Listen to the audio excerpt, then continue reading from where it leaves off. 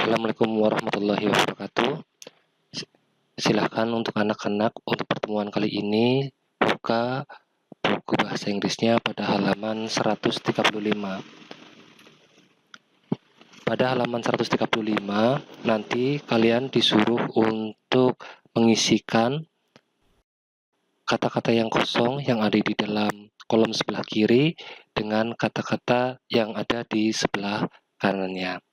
Tapi sebelumnya teks yang ada pada halaman 135 ini nanti Pendra bacakan untuk teks secara keseluruhannya sambil kalian nanti belajar tentang sebuah teks naratif yang berjudul Sangkuriang.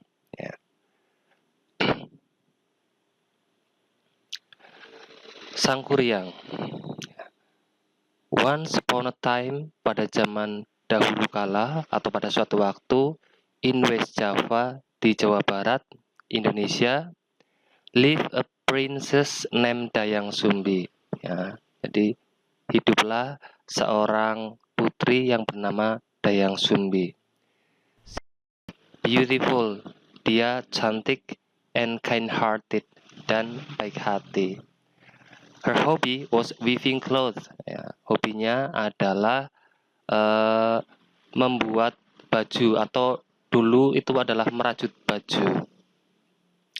But sometimes, tapi kadang-kadang, she could be very lazy. Dia sangat malas. One day, suatu hari, her weaving tool, alat untuk merajutnya, fell, jatuh. But she was too lazy to get it herself. Tapi dia sangat malas untuk mengambilnya sendiri. She shouted. Dia berteriak.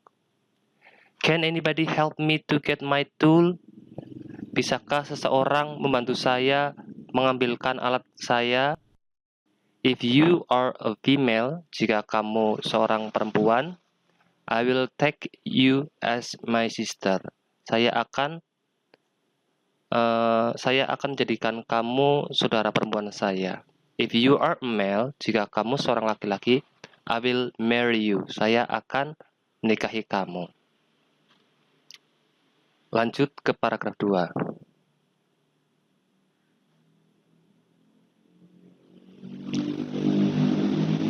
Male creature came.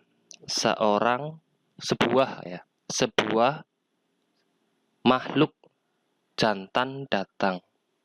But it was a dog. Tapi itu adalah anjing. His name was Tumang. Namanya adalah Tumang. He happily brought the tool to her. Dia dengan senang membawa alat itu ke dia. Dayang Sumbi was very surprised. Dayang Sumbi sangat terkejut. But she kept her promise. Tapi dia tetap memenuhi janjinya. She married the dog. Dia menikahi anjingnya. Tumang was actually a man who had been cursed by a witch to become a dog. Tumang sebenarnya adalah seorang laki-laki yang telah dikutuk oleh penyihir untuk menjadi seekor anjing. But at certain times, Tumang could turn back to a normal man. Ya, jadi tapi suatu waktu Tumang bisa berubah kembali menjadi manusia normal. Their only son, Sangkuriang, was soon born and grew up to be a handsome and healthy boy. Ya. Anak laki-lakinya yang bernama Sangkuriang telah lahir. And he grew up, dan dia besar tumbuh menjadi laki-laki yang ganteng dan sehat. He always played with his very loyal dog. Dia selalu bermain dengan anjingnya yang sangat setia yang bernama Tumang. He did not know that he was actually his father, because Dayang Sumbi hid the secret from him. Dia tidak tahu bahwasanya itu adalah ayahnya, karena Dayang Sumbi menyembunyikan rahasia dari dia. Sang Kuryang like to hunt in the woods, of course with Tumang. Ya. Sang Kuryang suka berburu di hutan, tentu dengan Tumang. Lanjut ke paragraf 3. One day, pada suatu hari, Dayang Sumbi asked him to bring a deer heart. Pada suatu hari, Dayang Sumbi meminta dia untuk membawa pulang ke rumah sebuah jantung dari rusa. But after hunting for several days, setelah berburu beberapa hari, he could not find any deer in the woods. Dia tidak bisa menemukan rusa di dalam hutan. He did not want to disappoint his mother. Dia tidak ingin mengecewakan ibunya. And was thinking hard how to bring home dear's heart. Dan berpikir keras bagaimana untuk membawa pulang ke rumah jantung rusa.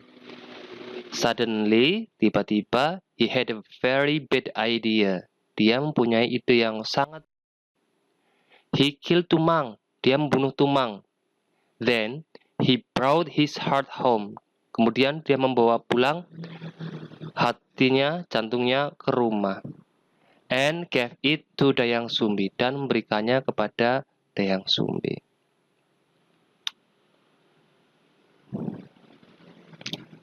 Sang Kuryang could not cheat her. Sang Kuryang tidak bisa membohonginya.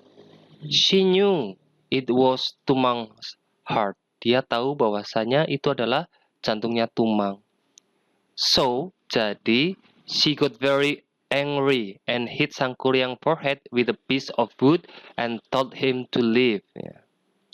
Jadi, dia sangat marah dan hit Sang Kuryang forehead, memukul kening Sang Kuryang dengan wood, dengan kayu, and told him to leave, dan mengatakan pada dia untuk pergi. With a bad wound on his forehead, dengan luka yang sangat buruk di kepalanya, di keningnya, Sang Kuryang left the village. Ya. Sang Kuryang meninggalkan desa. Many years later, beberapa tahun kemudian, Sang Kuryang grew up to be a powerful man, tumbuh menjadi laki-laki yang sangat kuat. One day, she went back to his village. Nah, satu hari, dia kembali ke desanya. He met a beautiful young woman there. Dia berjumpa dengan seorang perempuan yang sangat cantik di sana. And fell in love with her at the first sight. Dan jatuh cinta kepadanya pada pandangan pertama. It was Dayang Sumbi. Oh, ternyata itu Dayang Sumbi. She never got older. Dia tidak pernah menua. Because she had been granted eternal youth by the gods. Karena dia telah diberikan muda yang abadi oleh dewa. Sang Kuryang did not know. Sang Kuryang tidak tahu that she was his mother. Bahwasanya itu adalah ibunya. So he came to her and proposed her to marry her. Jadi dia datang kepada dia and propose, dan melamar untuk menikahinya. When she walked closer to her, ketika dia berjalan mendekatinya, Dayang Sumbi got very surprised. Dayang Sumbi sangat terkejut. She saw her scars in Sang Kuryang's forehead. Dia melihat bekas luka di kepala Sang Kuryang, di kening Sang Kuryang. And soon she knew that he was her son. Dan kemudian dia mengetahui bahwasanya itu adalah her son, anak laki-lakinya. Who left her a long time ago. Yang meninggalkannya waktu yang lama. She told him, dia mengatakannya, the truth, yang sebenarnya. And tried hard, dan mencoba dengan keras to explain it to him. menjelaskan kepada dia. But he did not believe her. Tapi dia tidak mempercayainya. She did not want to break his heart. Dia tidak ingin mematahkan hatinya. So, she accepted his proposal. Jadi dia menerima lamarannya, but gave him an impossible thing to do. Tapi dia memberikan satu hal yang tidak mungkin untuk dia lakukan.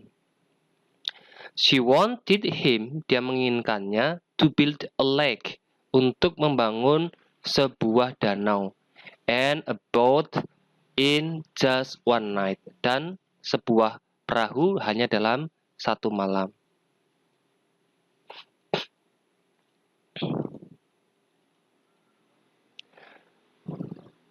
Sang Kuryang agreed, Sang Kuryang setuju, because he knew that he could make it with the help of his genies. Sang Kuryang setuju karena dia tahu bahwa dia dapat membuatnya dengan bantuan jin-jinnya dia. By midnight, he finished the lake. Tengah malam, dia sudah menyelesaikan danaunya. And then started making the boat, dan mulai membuat perahunya. Dayang Sumbi was thinking hard. Dayang Sumbi berpikir keras to find a way, untuk menemukan cara, to fail him, untuk menggagalkannya. Before dawn, sebelum fajar, she asked the people, dia menyuruh warga in the village, di desa, burn the wood in the east, untuk membakar hutan di timur. And the light made all the cocks crow, dan cahayanya membuat semua ayam jantan berkokok. Thinking that the night would be over soon, berpikir bahwasanya malam akan berakhir segera, the genies run fast, jin berlari dengan cepat, and left Sang Kuryang before the boat was finished, dan meninggalkan Sang Kuryang sebelum perahunya selesai. Sang Kuryang realized that Dayang Sumbi had cheated him. Sang Kuryang menyadari bahwa Dayang Sumbi telah membohongi dia. He got very angry. Dia sangat marah. Kick the boat upside down, dan menendang perahunya sampai terbalik. It gradually became a mountain, dan itu lama-lama menjadi gunung. And it is now known as Gunung Tangkuban Perahu, dan sekarang dikenal menjadi Gunung Tangkuban Perahu. Nah, anak-anak semuanya, silahkan kalian isikan kata-kata yang ada di sebelah kiri ke dalam paragraf yang ada di sebelah kirinya. Jadi silahkan kalian masukkan kata-kata yang di sebelah kanan ke dalam paragraf yang ada di sebelah kiri, ya. Silahkan kalian kerjakan. Karena ini hanya ada 2 paragraf, silahkan kalian kerjakan buku saja. Tidak usah dikumpulkan, ya. Nanti minggu depan masih ada tugas lagi, ya. Tugas kali ini silahkan kalian kerjakan di buku saja, memasukkan kata-kata yang di sebelah kanan ke dalam paragraf yang di sebelah kiri, hanya 2 paragraf saja, pada halaman 135 dan 136. Oke, demikian dari Pak Indra. Assalamualaikum warahmatullahi wabarakatuh.